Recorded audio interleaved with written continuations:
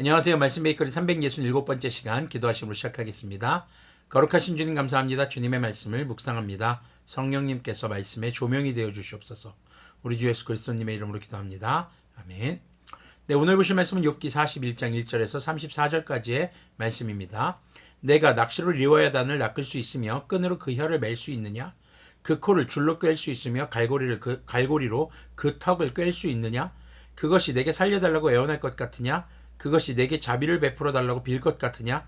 그것이 너와 언약을 맺기라도 하여 영원히 내 종이 되겠다고 약속이라도 할 것 같으냐?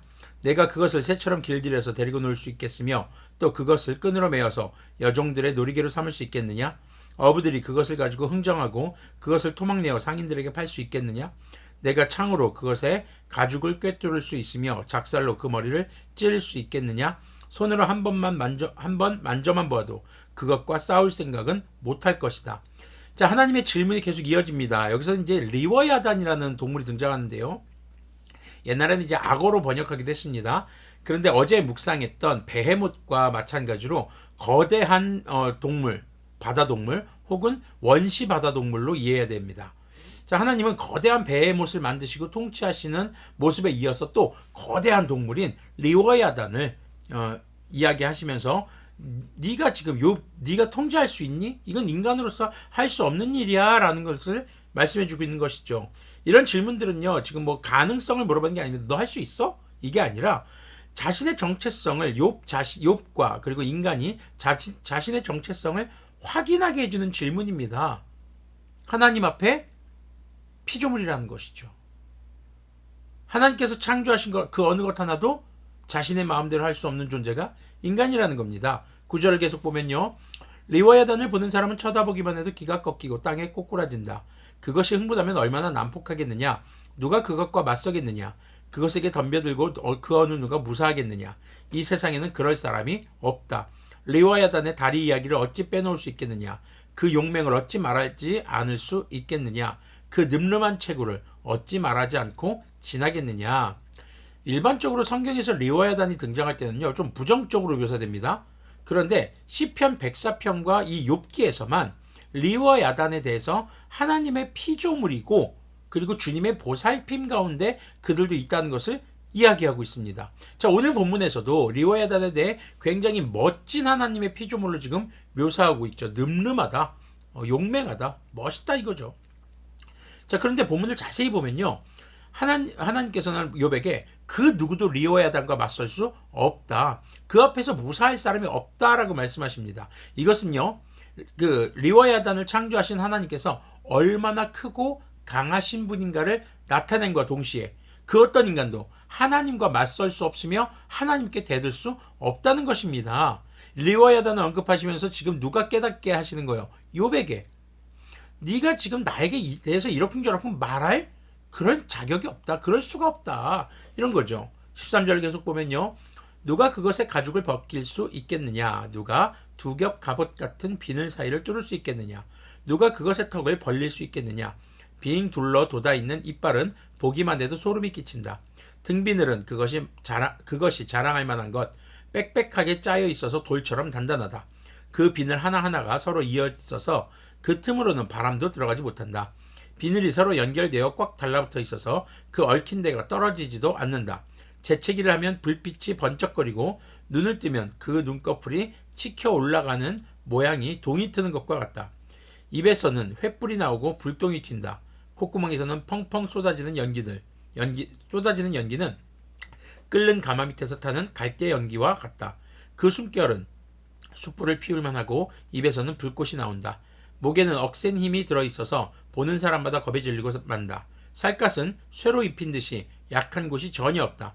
심장이 돌처럼 단단하니 그 단단하기가 맷돌 아랫짝과 같다. 일어나기만 하면 아무리 힘센 자도 벌벌 떨며 그 몸부림치는 소리에 기가 꺾인다. 칼을 들이댄다 하여도 소용이 없고 창이나 화살이나 표창도 맥을 쓰지 못한다. 쇠도 지푸라기로 여기고 놋은 썩은 나무 정도로 생각하니 그것을 쏘아서 도망치게 할 화살도 없고 무림매 돌도 아예 바람에 날리는 겨와 같다. 몽둥이는 지푸라기쯤으로 생각하며 창이 날아오는 소리에는 코웃음만 친다. 백가죽은 날카로운 질그릇 조각과 같아서 타작기가 핥힌 진흙바닥처럼 지나간 흔적을 남긴다. 물에 뛰어들면 깊은 물을 가마솥의 물처럼 끓게 하고 바다를 기름가마처럼 휘젓는다. 한 번 지나가면 그 자취가 번쩍번쩍 빛을 내니 깊은 바다가 백발을 휘날리는 것처럼 보인다. 자, 이런 리워야단의 이 묘사, 리워야단의 모습을 묘사하고 있는 내용은요, 굉장히 거대하고, 그리고 무섭게도 느껴집니다. 그리고 또 웅장하고 멋지죠. 자, 그런데 인간의 입장에서 보면 어떨까요? 무서울 수 있는 것이죠. 자, 이런 묘사들을 보면은 우리가 딱 떠오르는 게 아마 용이 떠오를 수 있을 겁니다. 많은 이제 문학 작품이나 영화 아니면 애니메이션 이런 데 나오는 용과 같은 그런 모습이죠. 인간에게는요, 이런 모습이 두렵고 때로는 악하게도 느껴지기도 했을 겁니다. 그러나 하나님께서는 욥에게 그 리워야단이 하나님의 창조 섭리를 통해 지어진 주님의 피조물인 것을 또 강조하고 있는 것이죠. 34절 보면 33, 34절 보면요. 땅 위에는 그것과 결을 받는 것이 없으며 그것은 처음부터 겁이 없는 것으로 지음을 받았다. 모든 교만한 것들을 우습게 보고 그 거만한 모든 것 앞에서 왕 노릇을 한다. 자, 하나님은 욥에게 땅에서 리워야단과 겨룰 것이 없다라고 얘기합니다. 처음 지어질 때부터 겁이 없게 창조되었다라고 말씀하십니다. 지금 하나님께서 창조하셨기 때문에 아신다는 거죠. 어찌 보면 인간은 리워야단을 보며 자기 중심적인 생각에서 두려움의 대상 혹은 악한 존재로 여겼을지 모르지만 하나님께서 세밀하게 지으신 피조물인 것을 주님은 지금 말씀하고 계신 것이죠. 왜 이런 말씀을 하고 계신 걸까요? 네 임의대로 판단하지 말아라. 욥아, 너의 생각대로 지금 너에게 일어나는 일을 함부로 속단하지 말아라는 것이죠. 자, 우리가 어제 묵상한 배의 목과 오늘 묵상한 리워야단의 이야기에 대해서 한번 좀 생각해 봐야 할 것이 있습니다. 왜 하나님은 욥에게 창조의 질서를 세우신 하나님의 권능 앞에 지금 아무 말도 못하고 그저 손으로 입을 가릴 뿐입니다 라고 말하는 욥에게 계속해서 인간으로서는 범접할 수 없는 질문들과 두 거대 생물을 묘사하는 것일까요?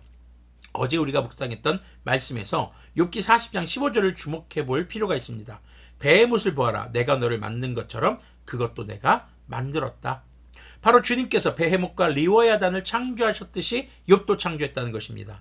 인간이 자기 중심적인 판단으로 베헤못과 리워야단을 부정적으로 인식했었지만 하나님은 그 두 거대 생물을 멋지고 아름답게 창조하셨고 하나님께서 창조의 질서 아래 그들을 보살피시고 또 주님의 뜻을 이루는 동물로 말씀하고 계신 것이죠.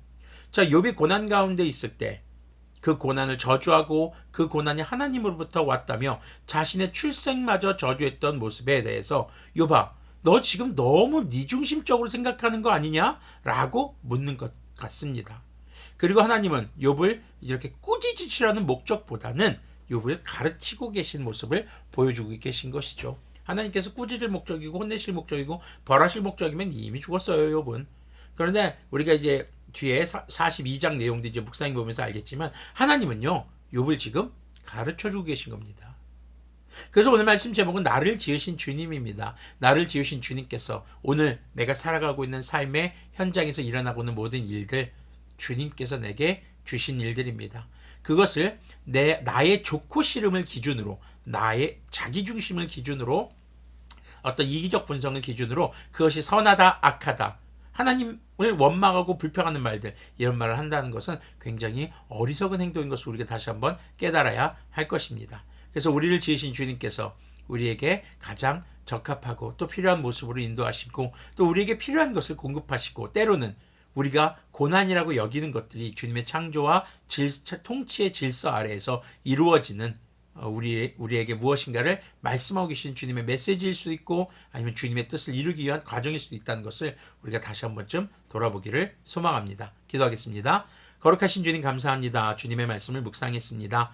우리를 아버지 주님의 뜻대로 창조하시고 주님의 뜻대로 이끄시는 것을 의심하지 않게 하여 주시고 욥의 말씀을 통해서 정말 전능하시고 전지하신 그리고 너무나도 큰 위엄과 영광을 가지신 하나님 앞에 우리가 주님의 말씀을 통해 잘 배우고 주님이 누구신가 어떤 분이신가 그리고 나는 주님 앞에 어떤 존재인가 리워야단과 정말 그 베헤못과 같은 거대한 생물과 똑같이 나를 창조하신 주님 앞에서는 동일한 가치를 가지고 있는 그런 주님의 멋진 피조물인 것을 기억하게 하여 주시옵소서. 우리 주 예수님의 이름으로 기도합니다.